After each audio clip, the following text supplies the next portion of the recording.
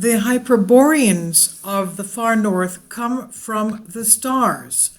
This is what has been written in ancient Greek archaeology. As long as Ulysses wandered for 10 years in the Aegean Sea of Greece or the Mediterranean, and as long as the Argonauts and their ship Argo was a simple ship of the sea, so much the land of the far north is on planet Earth. According to Greek sacred tradition, or our mythology, the Greek mythology, the god Apollo, with his flying chariot, which was carried by swans every autumn, visited the country of the far north, Hyperborea, and that's the Arctic as we know it today. And if you look at the map here, you'll see that basically it's northern Europe, all over the Arctic, North Pole, Siberia, and even going and into the new land of northern Canada. According to the Greek mythology, the god Apollo, flying with his chariot, carried every autumn, visiting the country of the far north, the Arctic, and returning again in the spring to Delos and Delphi. If you look at the videos before this one, we talked about Delphi. There was an ancient document between the extraterrestrials of Sirius and planet Earth that is supposed to be hidden there. It was hidden so that the ancient Persians wouldn't find it, because if they would find it, that means that they would have control of the whole Earth. That was something that God did not want to take place. Now, it's known, unfortunately not to everyone, that Greek mythology describes real situations and events which happened in the distant past, even in pre-flood times, that is, of course, before the time of Noah and the Great Flood, and are not limited only to the earth. Those who insist on considering Greek mythology fairy tales and the birth of the imagination of its creators can continue to consider it that way, but they do talk about extraterrestrials. And the video before this one, you'll also be able to, a couple of videos back, talk about the video before this one. It has to do with the absolute invincible weapon Alexander the Great used, and the copy of it is in one of the Nepal Buddhist monasteries. It's supposed to be the lightning rod of Zeus. I guess it was given to him by a hyperborean Atlantean. We know that Thoth the Atlantean told us in the Emerald Tablets, which he is credited of writing, that they had very advanced technology. And it was so advanced that they were misusing it, and that's why God intervened and had to put an end to them. But this was one of the weapons that was passed on to Alexander the Great by an Atlantean from Hyperborea, that is, from the Arctic. So, as the mythology informs us, in addition to Apollo coming and going, we also had Theseus and Perseus also visiting the country of the far north, the Arctic Hyperborea. The question is where this country is. Other places in it refers to our unspecified area in the northern regions of Eurasia, and in the imagination of most, it existed in the territories of present-day Britain, Norway, and Sweden. Other descriptions place it in the wider area of the Ural Mountains. Please support my Patreon channel, since YouTube has again demonetized my YouTube channel. My Patreon channel will have 5 different videos from my YouTube channel every day. Thank you so much for your support, and that you find all my content so interesting. You'll find the Patreon account details in the description box below. The darkening imposed by force 1,700 years ago was annexed after a few generations to limit the spiritual horizons in general. Thus, the search for the country of the far north was limited in northern Greece in principle, and the most daring, taking into account the etymology of the world, reached the northernmost parts in planet Earth until there. For no outside nor discussion, since the darkness took care to pass into the consciousness that mythology describes fairy tales, a view that is still valid today. I'm sorry I'm going fast, but I had to remember to tell you that recently in Scotland, they had found coins from the time of Alexander the Great. Let's remember he lived about 330 BC. That's about 100 or 50 years before the Maccabeans. He lived about 330 BC. What were coins from the time of Alexander the Great? Because they had his face on the coins. What were they doing in Scotland? It's because we know that Spartans had gone to Scotland and even to the tribe of Dan.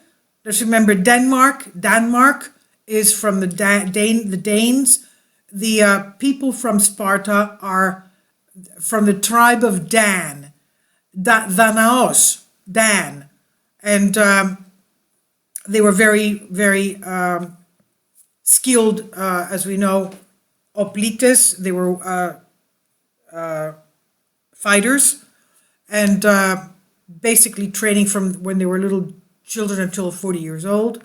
And they were trading all along the routes between the Mediterranean and along the coast of up to the British Isles. And they, of course, knew of the Hyperborea, and that's why we have found Minoan and Greek DNA in the Native American Indians of the Great Lakes of Canada and the United States. Let's remember that a professor around 1815 of one of the 13 colonies, universities, wrote to the chiefs of the Indian tribes of the United States, and he wrote to them in the ancient Greek language, in the ancient Greek alphabet. And he says he called them aderphia, meaning my brothers. And he was talking to them, writing to them in ancient Greek. He says, I'm writing to you in your original language because I know that you all know this language and the lettering, the alphabet, and that you will understand what I'm saying. Be careful of your culture, because now that the Westerners are here, they will try and change all your, culture, history, archaeology, and all that. That was basically his letter to them. And he wrote to them in Greek because he said, because you all understand Greek. Now, Potomac. Potomac is Potami, meaning river in Greek.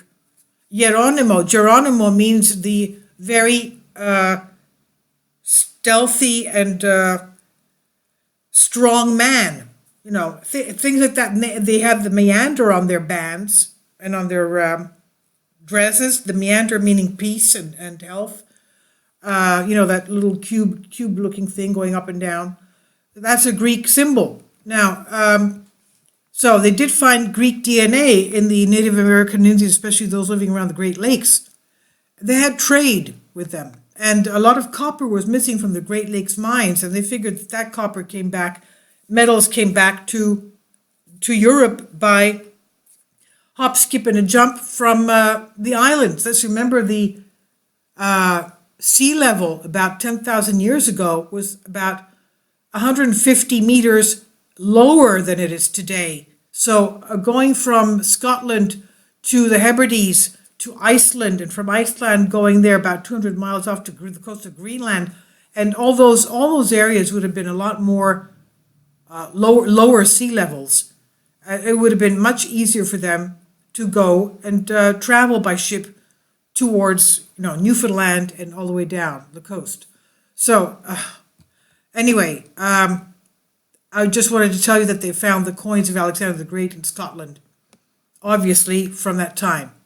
Now, the once ban on access to knowledge and ancient sources may have left its mark, as even today most people still stubbornly ignore ancient Greek literature and its treasure trove of information. Because if you go with that in hand, you can find a lot of archaeological sites that you can dig and find, archaeological artifacts. So, unfortunately, there's another obstacle, the most important of which does not allow different versions to stand, and this is none other than the doctrine of conventional history.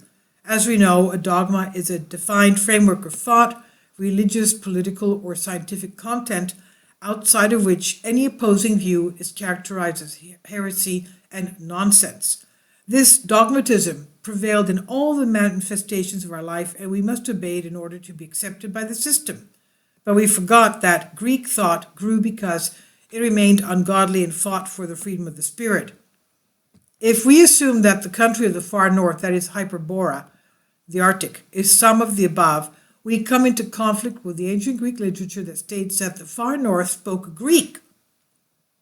We read in Diodorus, quote, and the far north has some dialect, and to the Greeks it is very familiar, end quote. It's like an Englishman talking to a person from Texas. It's the same language, but they've got different accents. So the far norths are Greeks, our brothers, all priests and worshippers of Apollo, whose a true home is among the far north, in a land of eternal life, as Plato mentions. Of course, eternal life and eternal happiness does not exist in the extreme north of the earth, nor is it certainly an evergreen place with unbroken light, without ever knowing winter, and much more a place with 2 annual crops, as Greek mythology wants. From the above, we must understand that the far north does not belong to the northern polar regions. It's not even on planet Earth. And the great lyricist and mystic poet Pindar informs us about this. Quote, the wonderful road was heard at the festivals of the far north, neither on foot nor by boat you will be able to find, end quote. So since the road that leads to the far north does not exist either by land or by sea, so the only road left is the air road, which to cross it you need to have what else? Flying boats. The word for boats, for flying boats, for an aircraft is skaphos in Greek. It's the same word for aircraft and ship. It's called skaphos. Now, flying boats. Therefore, the far north belongs to secular places. Pindar then informs us of the causes of the eternal happiness of the far north, stating that although they are human, they are never affected by diseases, nor are they subject to the process of aging of their cells, and therefore they are immortal, or maybe they seem immortal, like, for example, the Sumerian king list, because these kings lived for like 50,000 years, 20, 30,000 years.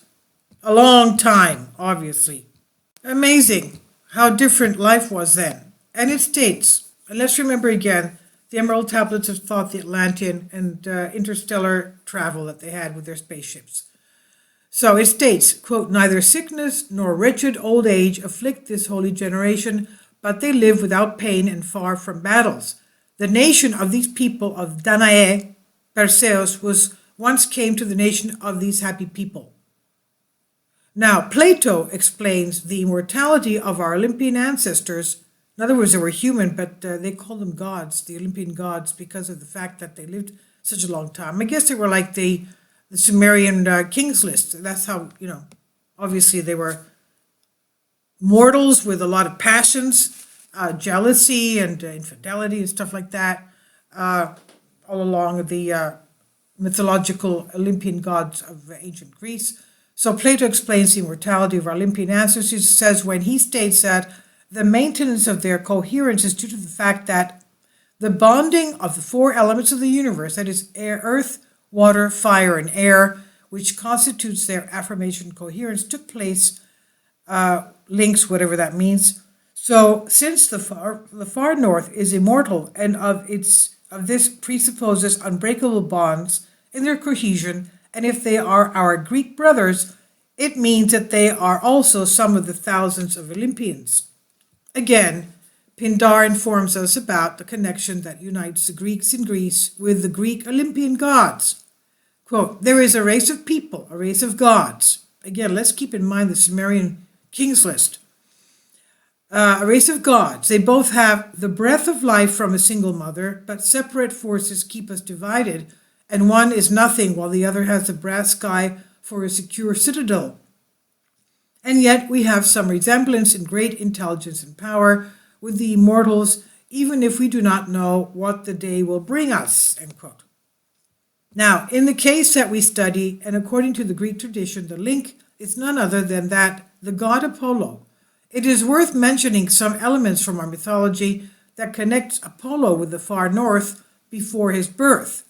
According to tradition, the mother of god Leto was born, the mother of the god is Leto, so his mother's name was Leto, was born in the country of the far north, a fact that immediately classified her as the same nation. When the time of the birth of the god of light was approaching, the far north Leto went to Delos, accompanied by two far north virgins, Argus and Ipida. The god Apollo is known for his incomparable accuracy in archery. His arrows never fail. He used his ability to avenge the Cyclops, whom he blamed for the death of Asclepius' son. With great skill, he aimed his bow, and with one and only one arrow, killed all the Cyclopses. After the murder, the arrow flew alone. What does that mean? Was it a boomerang arrow, or was it some kind of advanced technology? So, after the murder, the arrow flew alone, and hid in the temple of Apollo in the country of the far north. Obviously, it had some kind of a homing device coming back home to Apollo's area. Now, this flying arrow was given by the god to the far north priest Avari, on whom he was transported for his journey from the far north to Delos. Avaris visited our planet in the time of Pythagoras, with whom he had contact, and is in this fact the origin of Pythagoras, but also of Friderici's teacher in the far north, is traced. Besides Pythagoras' relationship, the guy that tortured us with our geometry lessons, Pythagorean theorems. Besides Pythagoras' relationship with the far north, Apollo becomes apparent when Avaris met Pythagoras and thought him of the god himself, or the god of which he was a priest, says Iamblichus, in whose text we can also read this. So they believe that this is the belief of their own perceptions, because the first to declare them was not a man but God, and one of the hearings is this: "Who are you, Pythagoras?" Because they claimed that Apollo was from the far north. Proof of this is that in a fight, after he got up, he showed his thigh gold, and Avaris hosted the far north and took from him a javelin, an arrow, with which he traveled in the air. And elsewhere, Avaris gave Pythagoras an arrow which he was holding when he came out of the sanctuary. This would be useful to him for all the difficulties that would occur during such a great wandering. So riding on it, he could cross the impassable.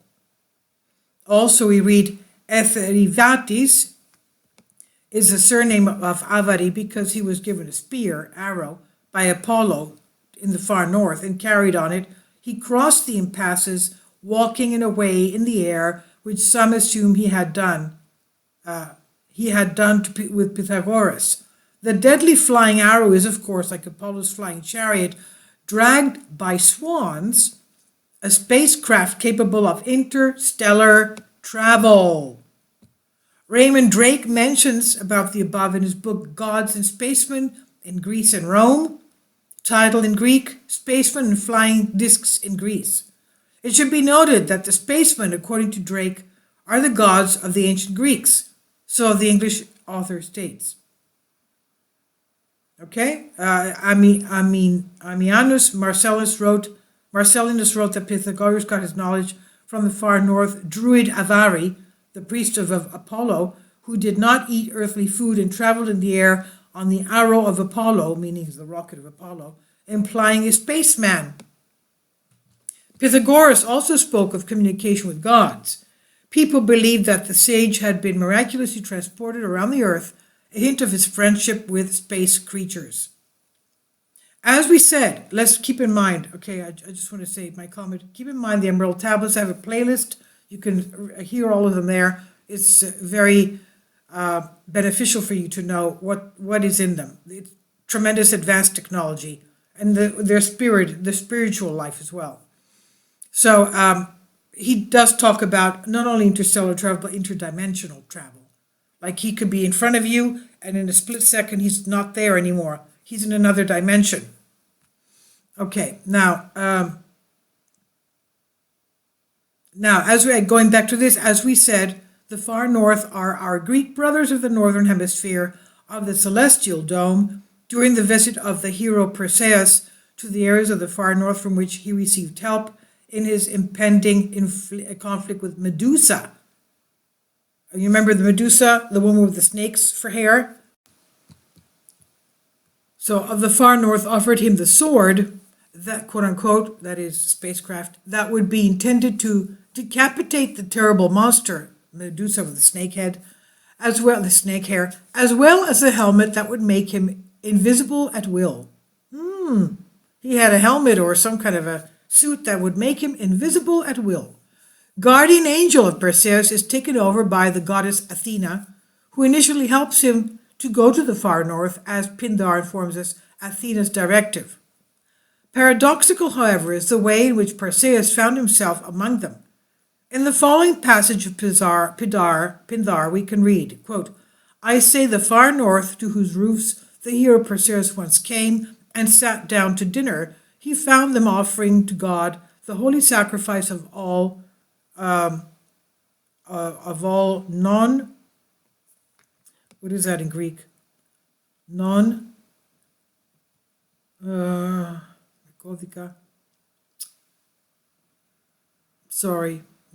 trying to see what that means.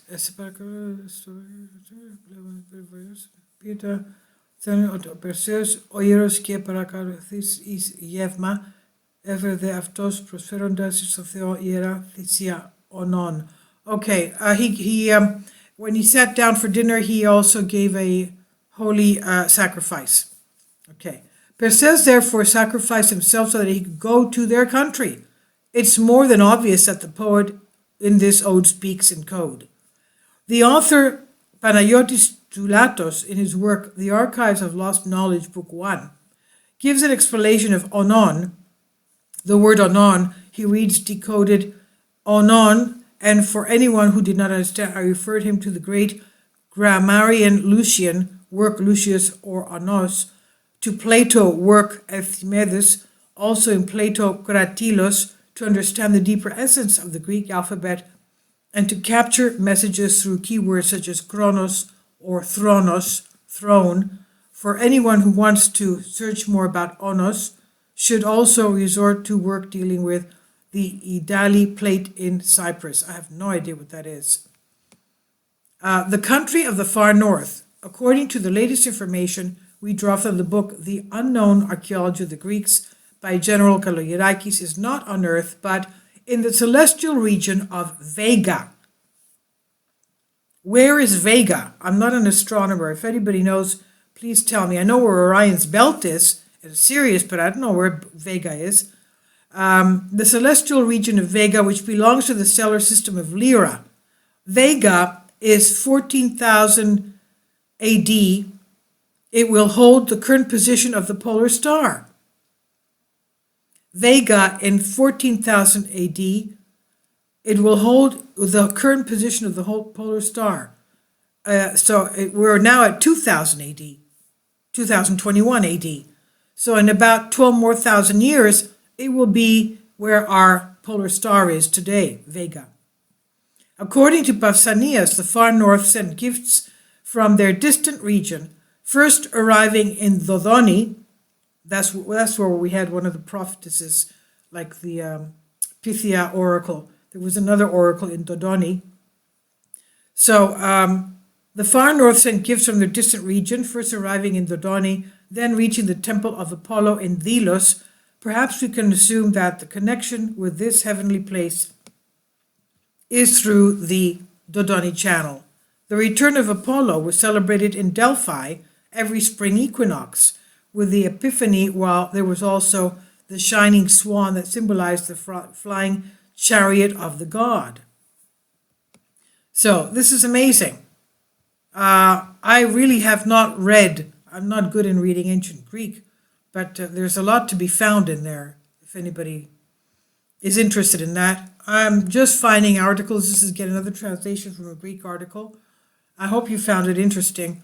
Every little bit counts, doesn't it? So the Greek gods were, I guess, something similar to the Sumerian kings that lived for tens of thousands of years. Obviously, they lived that long because they wouldn't get sick that often. And that's why they had such longevity. So there are those that say that Atlanteans have not altogether disappeared from Earth, and that they are the ones that whose UFOs that we see once in a while. And there are people in Latin America that say that they usually come out around twilight, like dawn or sunset, and that they're not very friendly with humans. So I don't know. There are archaeologists that claim that some Atlanteans are still around. This is also something that Thoth the Atlantean told us in the Emerald Tablets. Okay, so thank you for your support, and I hope you found this interesting.